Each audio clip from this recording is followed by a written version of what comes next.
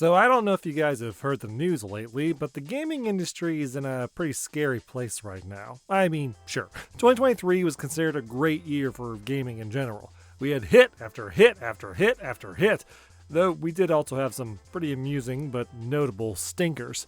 But we're only a few months into 2024 and we're seeing some alarming stuff happening already.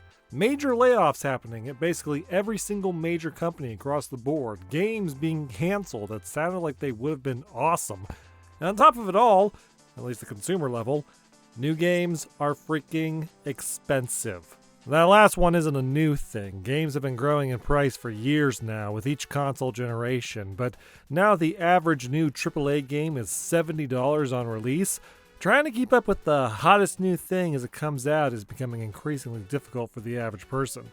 So, what's a gamer to do? Do they wait a few years for these games to go on sale on Steam and pick them up? Yeah, sure, that's a perfectly valid option. I do it all the time. See the last video. But I got to thinking of another idea. What are some good games I could play that would also be cheap and easy to pick up? So that is what today's video is going to be. I went into Steam's store page and filtered the titles of games that were under $10 and picked ones that I had a mild interest in. And for added fun, I put some rules on what I was looking for. The game has to be under $10 on its own. Games on sale that were originally above this price don't count. As a caveat, games that are $9.99 do count, even if it is barely skirting the line. The game has to have an overall positive review score. Bad games are fun to play every once in a while, but that's not really what I'm gunning for here. Preferably, it's a game I haven't played or heard of. I wouldn't call this one a hard rule. There's at least one game on this list that is a huge name, but hopefully when I talk about why it's on here, you'll understand what I'm getting at.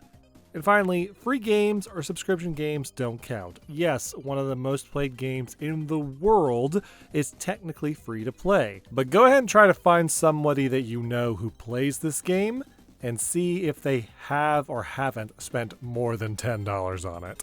So with that, let's rock and roll.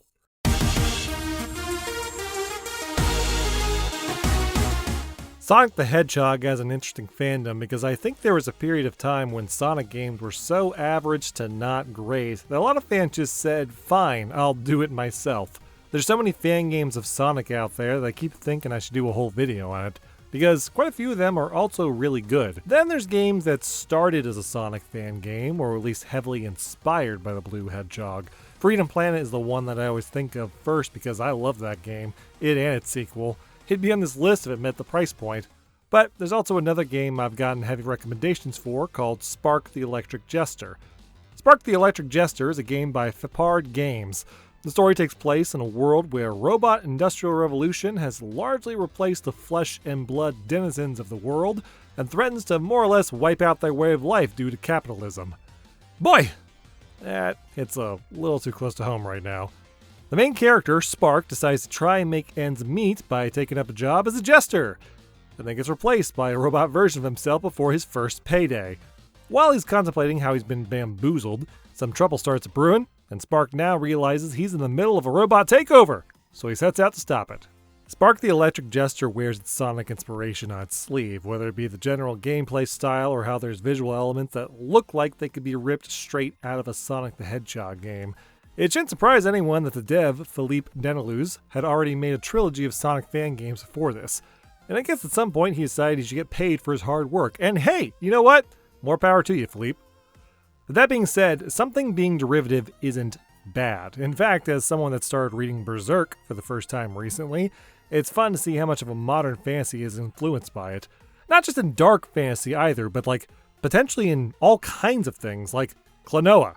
No, really, freaking Klonoa has a character that reminds me of Femto. And I might be crazy here, but like, look at them. They even talk about an eclipse at one point. But, getting back to Spark, even though the game is very much a Sonic the Hedgehog-inspired adventure, it still does enough with its premise to help it stand apart. In fact, I'd actually say it's more of a union between games like Sonic and Kirby. In addition to reaching high speeds, running loop-to-loops and platforms at the speed of sound, Spark also implies the use of various upgrades that have him change outfits and gain access to a specific power. Sometimes that power is having access to magic and letting him shoot chargeable beams, an ancient technique, one that must take years of training and discipline. And sometimes the power is just having a really big hammer it just smack fools with. The powers are fun to use. I can't think of any that I didn't particularly enjoy. They were all fun to some degree. Also, if you give me a mechanic that gives my character cool alternate outfits, I'm probably automatically going to love it.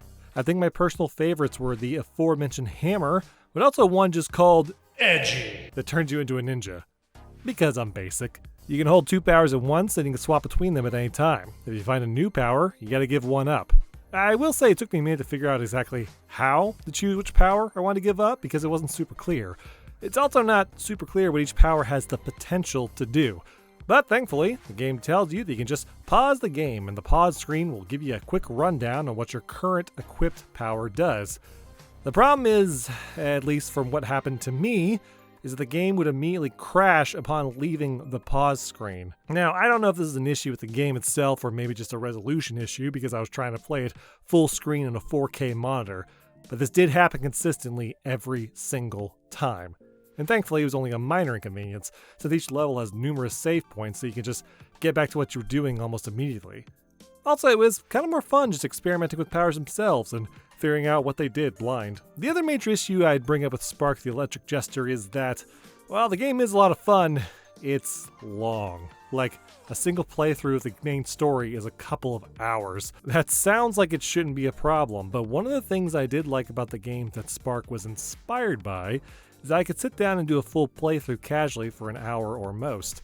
You get a lot for your dollar with Spark, but boy, it really feels its length at points. Apparently the game's gotten some sequels, and just like its inspiration, they made the jump to 3D. After I've played with this game some more, I'll probably check those out someday as well. Fun game! Do recommend.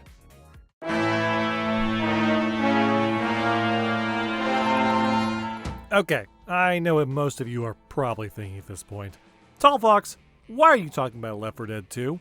Everyone knows about Left 4 Dead 2. It's an incredibly popular sequel to an incredibly popular game, one that came out over a decade ago. Hell, most people watching this have probably bought it twice. Once on console when they were a teenager, and again on Steam when they decided they wanted to replay it with friends. This isn't some secret gem you have found. Everyone knows this game is good. Why is it on this list? Well, my dear viewer, that is because while everything you said is basically correct, there is still an aspect of Left 4 Dead 2 that I think the average person hasn't experienced. Or at least I hope they haven't, and that is the modding scene. Now to reiterate, there isn't much I can say about Left 4 Dead 2 that hasn't been said for over a decade. It's a fantastic co-op zombie shooter experience that has inspired several other games of its ilk, and even though it came out 15 years ago, it's still an incredibly solid and fun experience and worth the money. A couple of years ago, some of my friends asked me if I wanted to play again. I agreed. I had a blast. And now, every so often, we still go back and play it because it's still so much fun and so easy to pick up. Short too, a campaign can be played in like under an hour. It's the perfect, let's play something after work before we all have to go to bed kind of game.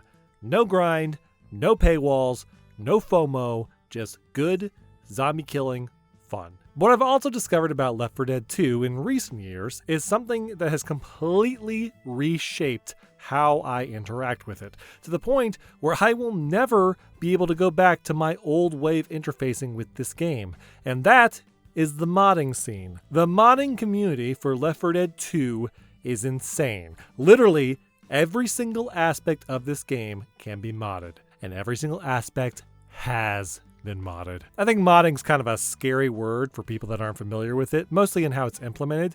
It always sounds like this sort of crazy hacker term that requires you to have an intimate knowledge of how computers work in order to get them installed and functioning. When in reality, it's just a matter of following a step-by-step instruction video that probably takes 5 minutes. But still, when someone starts hearing that you need to go into your program files, open up files on Notepad, replace lines of code with one letter, it tends to turn most people off. Thankfully, adding mods in Left 4 Dead 2 is insanely easy. Like, literally so easy, it will take you less than 60 seconds to understand. Seriously, watch this.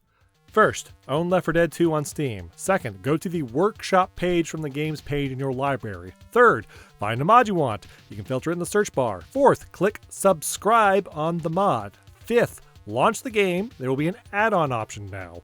Open it, make sure your mod's selected and not conflicting with other mods. It'll be red if it is. Sixth, play the game, have fun.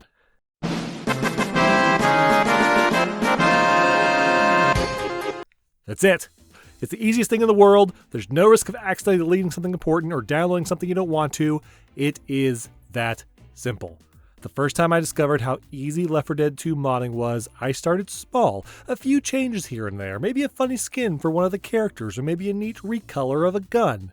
Now, I can say that I have turned this game into nothing short of performance art. Modding Left 4 Dead 2 is addicting to the point where I cannot possibly play this game in vanilla anymore, and anytime I come across an individual element that I realize can be modded, I will find a mod for it in some way. Here, let me just showcase some of my favorites to wrap this up. General survivor skins. Turn your survivors into your favorite anime waifus, Sonic characters, just a bunch of clone troopers. Make it look like the zombie apocalypse happened in the middle of Anime Expo. The Thwomp Gun. What was Thwomp Gun? Medkits turn into Maxwell the Cat. Medkits play Sexual Healing by Marvin Gaye. When someone heals me, it plays, but like... This one is possibly my favorite. The shove sound effect is Captain Falcon saying yes! Turn the hunter into Kermit the Frog, and also replace the sounds with Kermit's voice. Oh god, Kermit! Oh, it's Kermit! LaBeouf. Turn the boomer into Wario. When he dies, you find his legs. Female boomer is a pink Wario with no mustache and pitched up voice. Turn Jimmy Gibbs Jr.'s car into a Firebird, because I am a white man in his 30s. Have the finale music changed to I Need a Hero by Bonnie Tyler, because I'm a millennial that loves Shrek 2. Oh, please, I Need a Hero.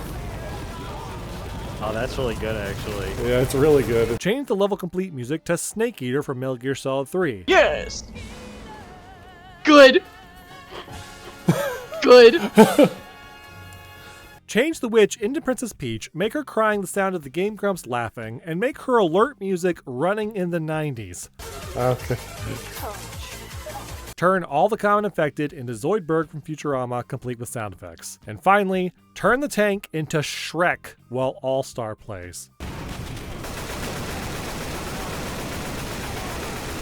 Yeah, just kidding. This one is my favorite. It is literally funny every single time. Left 4 Dead 2 modded is an insane time for its price. And hey, if you don't want to use any of this for whatever reason, if you don't want to suddenly play weird performance art with your friends, well, for this price, you still get Left 4 Dead 2.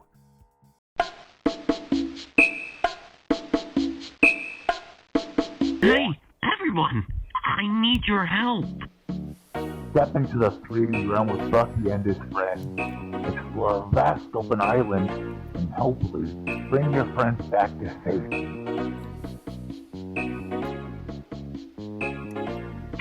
So what do you say, buddy?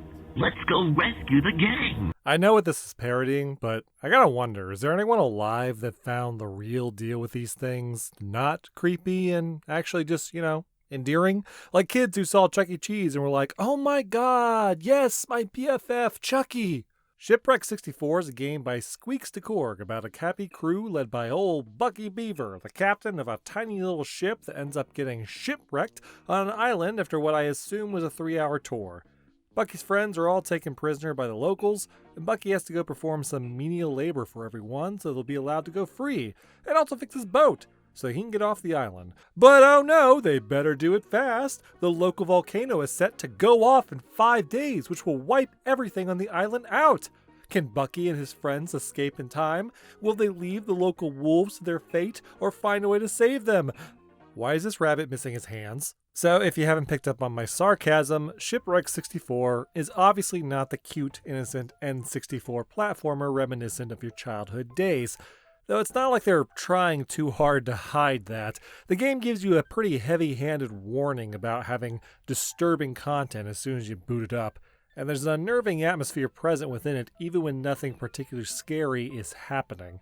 The kayfabe behind this game is that Shipwrecked 64 was an incredibly rare game for the Nintendo 64 that launched in 1997 but was quickly taken off the shelves a few days after, never to be seen again, until the dev of this version purchased a copy online from someone named Daniel. The Shipwrecked recovery crew then worked to create a custom emulator in order to get the game working and also to try and play it in its original format. However, along the way, they discovered some dark secrets within. So yes, you are playing a creepypasta game that you've read about in the early 2000s when we thought those were real, because we were children and it was fun. And it still kind of is, honestly. There's also just always been a fun aspect of, what if we took this kid-friendly looking thing and made it horrific? Generally speaking, it's a basic formula, but it's successful for a reason, because it's easy to approach, if not always easy to execute correctly. I think Shipwrecked does a pretty decent job with that though. As a video game, Shipwrecked 64 is incredibly basic. It's pretty run-of-the-mill 3D platformer, and none of the mini games you play are really difficult in any capacity. Not that they're really supposed to be. The first time you play the game, you're only allowed to play the restored version of the game, which in-universe is the one that SRC recovered to make it playable. After you beat the game once, then you can play the original 1997 version, which is where things go off the rails. Quite literally, actually, as you have to play counterintuitively to the game in order to start finding the secrets that the fictional original devs didn't want you to find. Generally speaking, I don't care too much about mascot horror. I enjoy the occasional Markiplier video where he plays ones, but I've never had much interest in playing them myself. But even then, I do enjoy occasionally reading about them, which I think is common. For some reason, the big thing that's taken off with mascot horror, the thing that people often get sucked into, is the lore. And that's where you're supposed to be drawn in with Shipwrecked as well. But I think the appeal also goes more towards what I talked about earlier with the creepypasta angle. The game is supposed to be experienced like you've uncovered some dark and cursed industry relic and are wading through its crevices to discover why it was buried. The game feels more like an ARG than it does an actual video game, which is why I wasn't too surprised when I found out that's what it originally started as before we got to the version we have today. It especially comes into play in the later parts of the game where you start heading towards the conclusion. You start finding things that are opening web pages in your browser to give you hints about how to proceed, or how to cipher on how to read weird messages you find to get passcodes to doors. And to be honest, I also think that's kind of where the game lost me a little bit. You get such a huge info dump near the end of the game that I just had to sit down and figure out what it was trying to get me to do in order to proceed and get to the actual scary parts. And it just really killed a lot of the momentum for me. I think people love uncovering the lore behind games like this, and I think they'll really like that aspect of this game. But for me, I kind of prefer something that has a more forward momentum and doesn't stop to a screeching halt like this. And to that end, I won't show too much endgame footage here to avoid spoilers if you want to experience this for yourself. If you enjoy some unnerving ARG-style gameplay, check out Shipwrecked 64. But if you're here for something actually reminiscent of an N64 game, maybe go for something else. And in fact, you should wait for the last game on this list in this video for that recommendation.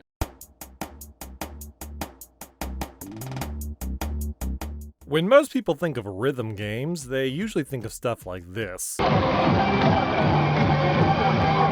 But nowadays, rhythm games, like a lot of game genres, have branched out and become mixed in with a lot of other game genres, and that's typically the only way I actually try to play rhythm games nowadays. One of my personal favorites in the past few years is BPM, Bullets Per Minute, a rhythm shooter which is incredibly fun, and too expensive to be on this list.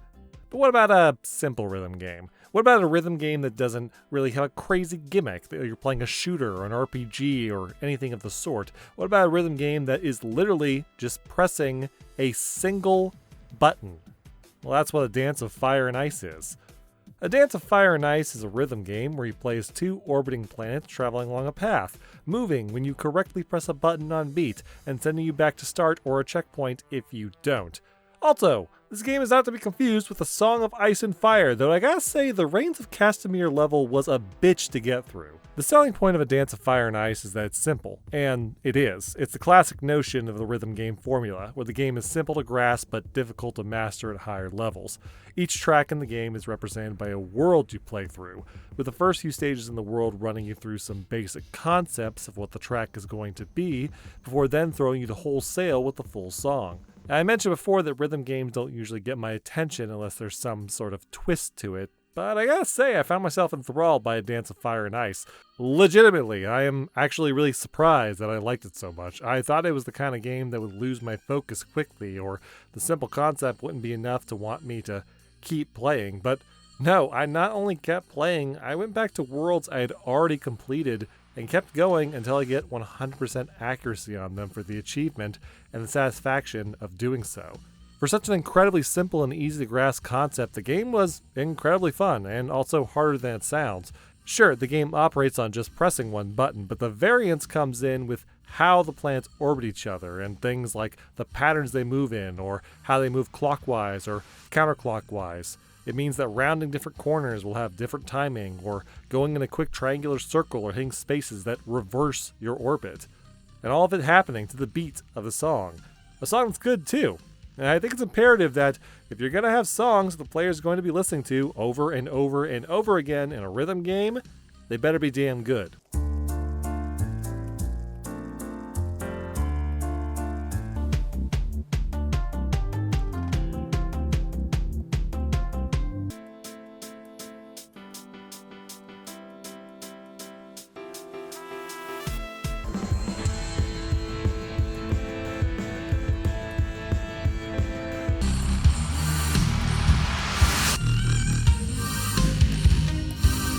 I really like this game, surprisingly so. I think it's worth checking out. And if you get to the end, decide you want more, they apparently released an expansion for it that's also under $10.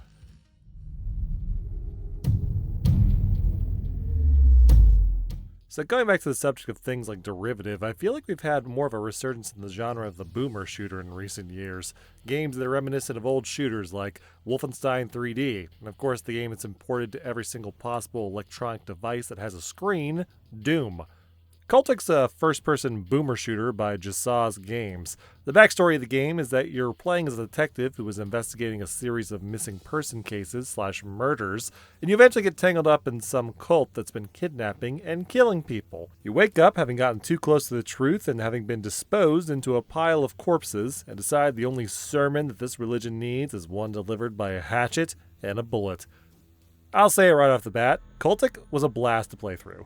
The game has the fast-paced nature of old-school shooters and the crunchy art style with 2D sprites that give it a classic charm, but the game still manages to implement aspects of modern shooters. The game starts you off with nothing but a simple pistol and some hatchets, and fighting enemies that can hardly pose a threat to you unless you're just not paying attention. But then it quickly ramps up the difficulty as more enemy types are introduced, which force you to fight smarter. I think what I like about Cultic the most is that it's the kind of game that seems to say a lot with a few words, not necessarily in terms of the narrative of what's happening. It plays out like a typical old school action movie in my opinion, but more so just how the action is what carries the game, and that's where I actually feel that narrative. Cultic's brutal, you can get gunned down quickly, but it's also incredibly satisfying when you blow a guy into ludicrous jibs with a shotgun. Doubly so when the game decides to slow down for an action movie moment when that happens. Even then, the game keeps slowly adding surprises, and nothing with any sort of dramatic build-up when is more environmental. There aren't really any cutscenes in the game that I've seen so far. There's a part where, after going on a rampage, you drop down into a giant pile of corpses and wade through a bunch of body bags to find a key to open the door. And then as soon as you pick up the key, you hear a maniac rev up a chainsaw, and the body bags start moving, and now you need to try not to panic while you fight for your life or run for it. Or this other part where you're sneaking around this boat, and to get around locked doors you have to go through these vents where the music cuts out every time you do. And suddenly you come into a room where bodies and furniture are floating upwards towards the ceiling with no explanation. And then you're around the corner and you're face to face with some weird bagman who's doing all the telekinetic parlor tricks, and you unload so many bullets into him you barely have time to register what just happened. The soundtrack's also effective. The game knows when to ramp up the music to make you feel like a true action hero badass, but also when to let it die out when tension needs to be built, or you're in a situation where they want you to feel more vulnerable.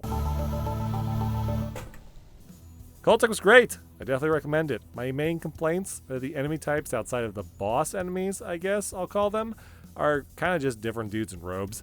The different colors set them apart for knowing who to target and who has a gun and who doesn't. It's still a little visually boring.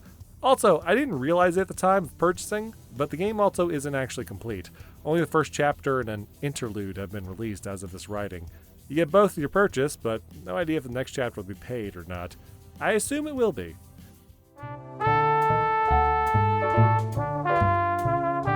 Sometimes you just want to be a little guy. A mischievous scamp, a bamboozler, just a normal, innocent man. Or Possum. Be a possum who loves pizza. That's Pizza Possum. You are the little guy that loves crime and pizza. You are the Pizza Possum. Pizza Possum is a stealth game by Cozy Computer where you play as a possum living in a quaint seaside town of other anthropomorphic animals that seem to do nothing but produce comically sized food and then lets it out all day so that a certain rapscallion can come along and gobble it all up. Today's target in particular is a dog that's decided to make an enormous pizza and sure hopes that nobody comes along to steal it. You fool. You moron. You absolute buffoon. The gameplay loop of Pizza Possum is that you slowly ascend the tower towards the final pizza, while occasionally getting roadblocked by locked gates and doors. You get around this by grabbing and eating food that's laying around, which fills up a key meter for some reason, which will then allow you to produce a key to get through a gate and keep moving.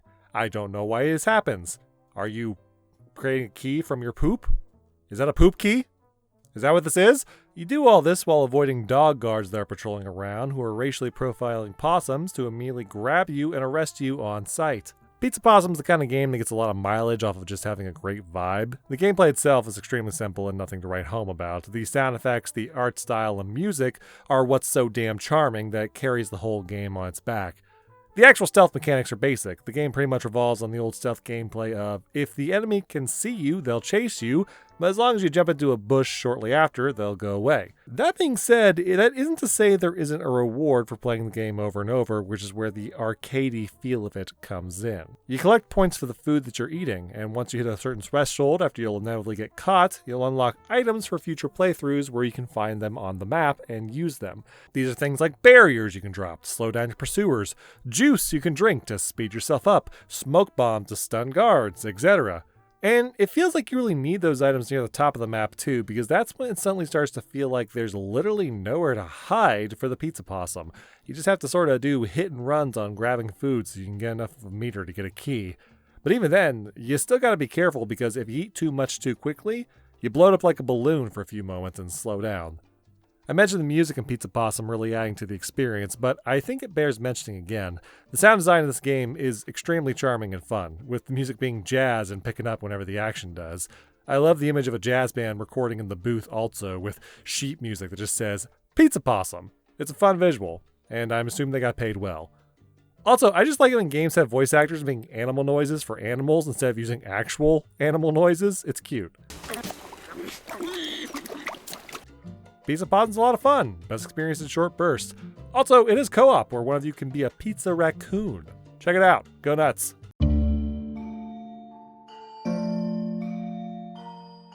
You know, the further down this list we get, the more I realize the main theme coming off this video seems to finding out how things are derivative, that being that they're clearly inspired from some other form of work. Not necessarily taken wholesale, after all, it's not a ripoff or plagiarized in that case, it's just very familiar to another piece of work that the creator probably also liked. And there's nothing wrong with something being inspired in such a way, as long as it's different enough in its own methods, and that seems to be the case with 20 Minutes Till Dawn. The game is a twin-stick shooter roguelike survival game by Flan, where you play as a young woman fighting the forces of darkness in some sort of spooky locale like a haunted forest or an evil temple. As the title suggests, you need to survive for 20 minutes, while enemies grow more numerous by the second and more powerful. Thankfully, you're not totally up the creek. You also have a handy weapon you start with and can upgrade through defeating enemies, collecting gems, and then choosing what upgrades to take. In addition, you pick up additional helpful tools like spells that fire automatically and summons that assist you. And then, of course, the characters themselves also have their own inherent bonuses. And by now, if you've listened this far and have any sort of knowledge of a certain other massively popular indie game, you'll understand why I spent the intro of this section talking so much about games being derivative.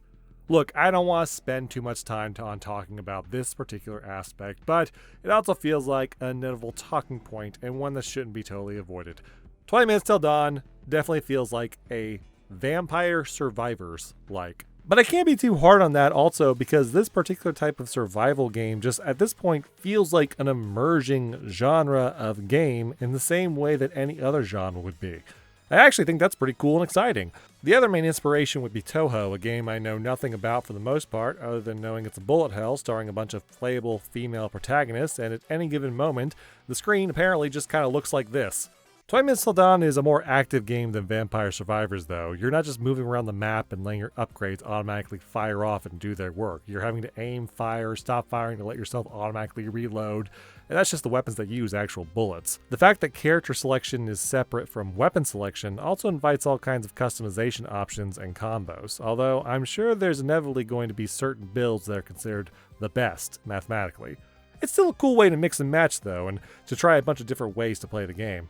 Personally, I liked pairing the beefy gal Diamond with a big sword and letting her mow through a bunch of enemies, and then loading her up on health items to last longer.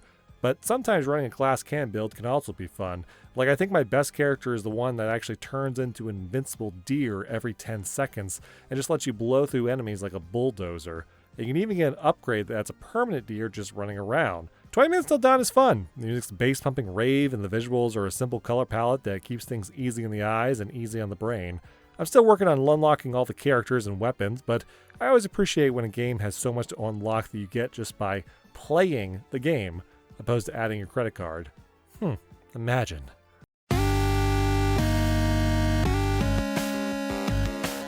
Video games have put some unrealistic expectations on us growing up, like we think that falling asleep literally fixes everything wrong with you, or how there's a cave behind the waterfall, and also how there's some sort of big secret at the bottom of a well, opposed to, water. Downwell, a game by Ojiro Fumoto and published by Devolver Digital, decides to take the third one to its nth degree.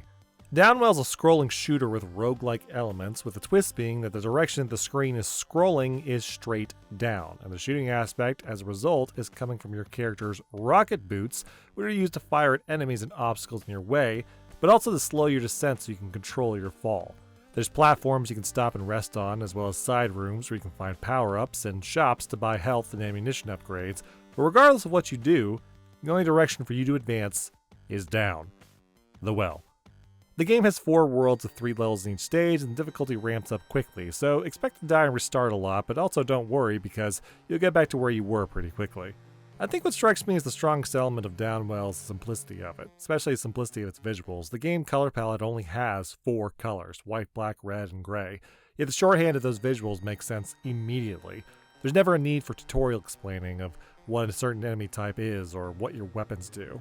Everything can be picked up from the very first descent into the well. You quickly learn that white equals safe, or at the very least something that won't hurt you if you land on it, which also means you can kill a lot of enemies just by stomping on them as you fall, which not only gets them out of your way, but also lets you slow down a bit. And then anything else that's red equals pain, so you want to either avoid it altogether or shoot it from a distance. And then of course there's the roguelike element of the game where you can pick up upgrades that give you various effects and changing how your bullets fire, or doing other crazy things like firing bullets above you, something you normally can't do on your own. Picking up upgrades is a gamble though, because a common strategy in roguelikes is that you typically want to figure out a build you're doing early on, and not throw in too much variance unless you absolutely have to, or else the whole thing starts to fall apart in the late game. But Downwell actually has more temptation in that factor, since picking up different types of bullet variants change how your boots work, but they also grant you some health when you do so, which might be something you're hankering for down the line, in the well. Beyond that, Downwell takes the same sort of inspiration in its roguelike elements as other games of its kind. The levels are different each time, as are the location of the upgrades, and the more you play, the more you unlock for future runs. You don't just unlock more types of upgrades you can use, but also different styles for your character, which affects things like what kind of upgrades you will be able to find in the actual well, or how the equipment works. For just a few dollars, Downwell unlocks a ton of easy to access and challenging fun. Also, I don't normally do this for lists like this, but I was interested about the creation of this game. I looked into the backstory on the creator and found out they've lived a pretty interesting life. Apparently, they were originally going to an art school in Tokyo for opera singing, and then they shifted to developing indie games, even briefly working at Nintendo after the success of Downwell. I don't know how one transfers from doing opera to making games about little dudes falling down a well, but it sure worked out for them. Good on you, Mr. Fumoto.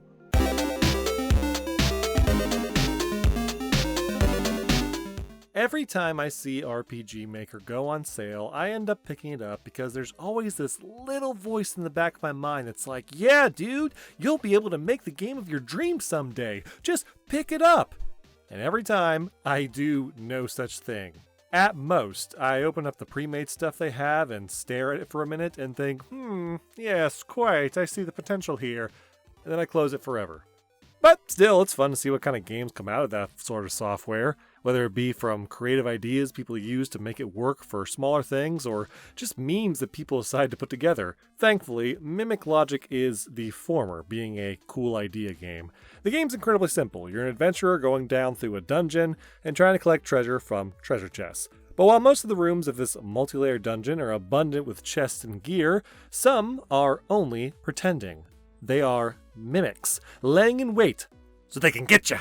Mimic Logic is a logic puzzle game by Neosoft, where on each floor you listen to the chests and try to figure out which ones are telling the truth so that you can safely open them for treasure, and which ones are actually a monster in disguise that's trying to eat you. Though I do think it's funny, there's never a moment where the characters go, "Holy shit, talking treasure chests!" The chests give hints as to which one of them is a mimic, and you use your noggin to decide which one is which. They say things like, "The chest next to me is not a mimic," or "There are no mimics pretending to be red boxes," and so forth. The trick is that the mimics will always be lying. You know, because they're trying to eat you. So you gotta pay close attention so that doesn't happen. Because if it does, then your run is over and you gotta start all over if you want to try again. But if you make it to the end, you get to keep all your treasure. So that's cool. Mimics aren't the only thing to watch out for in Mimic Logic though. Every few floors you also gotta deal with traditional monsters, and how easily you dispatch them depends on what equipment you have on you. But your equipment only has so much durability and will break after too much use, so you gotta find a way to replace it. Plus you also have a health bar and a stamina bar, or known as gut as it's called in this game, and that will go down the further down you go. If either of those things hit 0, it's game over. So how do you circumvent this? Well, by opening chests, of course. That's kind of the funny thing about Mimic Logic. In theory, opening chests to advance is not actually required. If for whatever reason you can't figure out which room has a mimic, or maybe you can only narrow down a few chests, or you get to the end and you decide you don't want to risk your perfect run on this last room, you can just leave the others and venture onwards. But doing so is going to make it harder going in the long run, because you'll be lacking in equipment and power-ups to deal with the monsters, as well as gold to buy off things from merchants when you meet them. And you will need these things. Some of the later boss fights came down to the wire for me. Mimic Logic is fun. It's simple. It's easy to pick up. Honestly, made me feel good when I succeeded and had me on the edge of my seat for some of my decision making. For a simple game, it was very engaging. Definitely recommend it.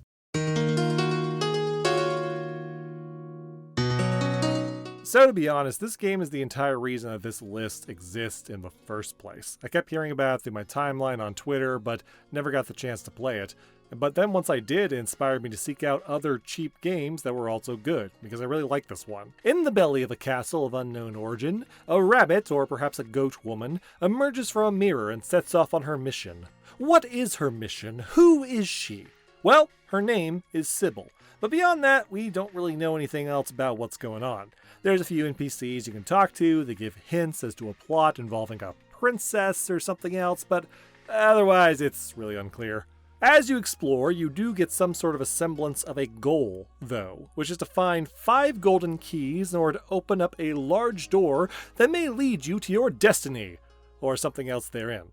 But to do that, you're going to need some upgrades first. Things that will let you slide, jump higher, wall jump, cling to walls, and overall just traverse the castle easier. And find some cute outfits along the way that will inspire furries everywhere to flood the internet with fan art of you. Pseudoregalia is a game by Ritzler. It's a Metroidvania homage to the N64 PS1 era of 3D games, complete with a graphical style, environment, and soundtrack that makes you think it really did come from that console generation. Seriously, you could stick this on a CRT, take it to a convention, and see how many know-it-alls you can bait into talking about what a hidden gem this game was from the N64 era that got overshadowed by Mario and Zelda. As said before, the main focus of the game is to traverse the castle looking for golden keys you need in order to reach the final boss, but those keys themselves are cordoned off in areas you can't reach until you get some upgrades. So, in true Metroidvania fashion, you gotta get your hands on those upgrades so you can traverse the castle in its entirety. It's the video game equivalent to filling in a puzzle, where as you find more and more pieces, it makes it easier to fit them in faster, and then you're able to complete near the end and get a full picture so that it starts to make sense. The traversal of Pseudoregalia really is the entire core aspect of the game, though. Sure, there is combat, and Sybil is able to kick plenty of ass with her cool reverse-gripped cross-sword looking weapon, but 90% of the enemies in this game pose no real threat to you whatsoever. They act more as obstacles you're meant to use in order to traverse or to heal yourself than actually acting as threats. It's not a big problem, but it does mean that when the game throws you into an actual boss fight incredibly early into the game, it can be a bit tricky for new players to deal with when the game has spent so little time letting you get the hang of the combat, and where you have to realize it's mostly just going to be hit and run. And that's kind of how Pseudoregalia is in a nutshell in terms of figuring things out. Aside from the upgrades you pick up, which show you how those work, the game doesn't really tell you some little things, like you don't find out automatically that you have a Zelda-style lock-on for combat, you just have to accidentally press the button for yourself. The game doesn't tell you that you have a Mario 64-style somersault jump that can help you get some additional air and reach higher platforms. It's an element that I both enjoy, but also sometimes got annoyed with. I enjoy it because it's fun learning new things. Got annoyed because I'll be 60% through the game, and I'm like, wait, I could do this the whole time? Pseudoregalia feels like a true throwback to the era of games it's trying to emulate. Whereas a game like Shipwrecked 64 was going more for satire or just a general ballpark feeling of it, Pseudoregalia embraces it wholesale, and it's a great experience as a result. Exploring, finding secrets and rewards, overcoming obstacles that you couldn't previously as a result of your own skill and perseverance. It's all rewarding, and it's fun. There's so much to the game that's just figuring it out, and by the end, you'll probably be left with more questions than answers in terms of whatever the plot was supposed to be. But at the same time, that kind of just leaves me wanting more. And I hope they decide to make another one of these. I'd definitely play it. Final note, there was going to be a whole section here in this part of the video talking about how my biggest issue with Pseudoregalia was that it had no map function, which is really kind of insane the more you think about it, when you think about how Metroidvania with no map, and how that extended my playtime for about 3 extra hours when I didn't need to. But thankfully, the game underwent a pretty significant update during the time it took for me to write this, and not only have they added a map, which has significantly improved the experience, but also, you can get a bunch of more new cute outfits for Sybil now. If that doesn't make it worth the price tag, I really don't know how else to sell this to you.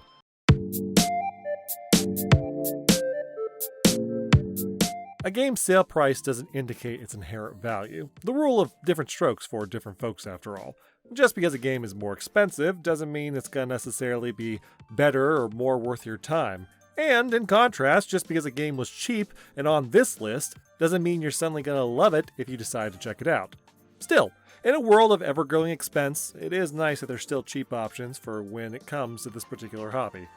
I hope you guys enjoyed this video. As said last time, I try to stream on Saturdays and Sundays when I can, so if you want to see some live gameplay from me, come hang out. Check out my Twitch channel, it's in the description below.